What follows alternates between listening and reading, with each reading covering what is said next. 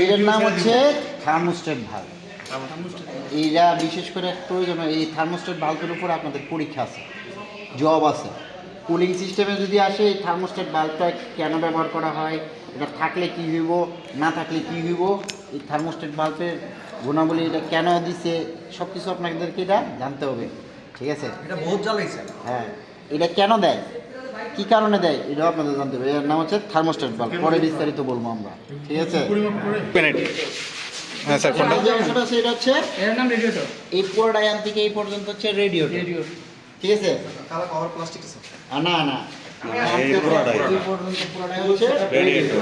এই কর্নার থেকে নিচ পর্যন্ত এই পুরো অংশের নাম হচ্ছে কি, রেডিয়েটর। জালির মতো যেটা পুরো জাল এই অংশটা পুরোটার নাম হচ্ছে পুরো সেট নাম হচ্ছে রেডিয়েটর। ওই জায়গায় দেন খোলা আছে, টেবিলের উপর একজন দেন জান। এই হচ্ছে রেডিয়েটর প্রেসার।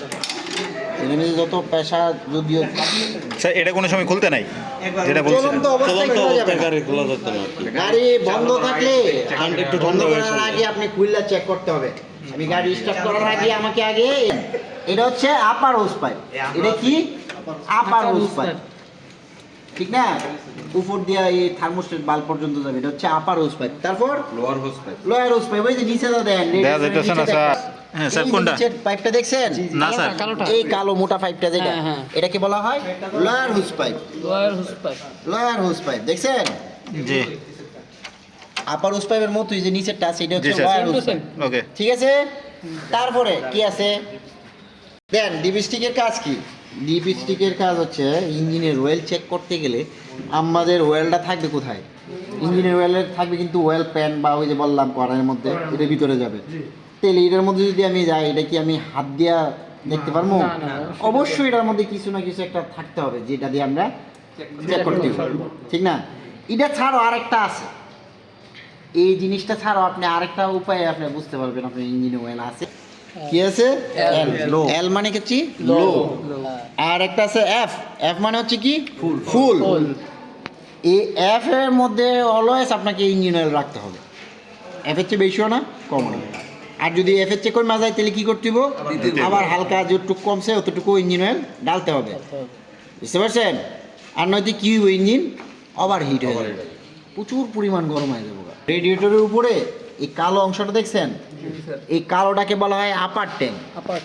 কালো এই অংশটাকে বলা হয় আপার ট্যাঙ্ক। Lower tank. এই যে এটার মতো রেডিয়েটরের নিচে একটা আছে লোয়ার ট্যাঙ্ক। হ্যাঁ, নিচেরটা হচ্ছে লোয়ার। এখানে একটা খোলা আছে, এখানে একটা খোলা আছে দেন। এই যে উপরের যে অংশটা এটা হচ্ছে আপার ট্যাঙ্ক, আর নিচের যেটা এটা হচ্ছে লোয়ার ট্যাঙ্ক। বুঝতে পারছেন? তারপর কি, এইগুলো কিন্তু একটা টিউব। আমরা যখন রেডিয়েটরটা যখন দেখাই, যখন আমরা এই ক্যাপটা উড়ান, ক্যাপটা উড়ান,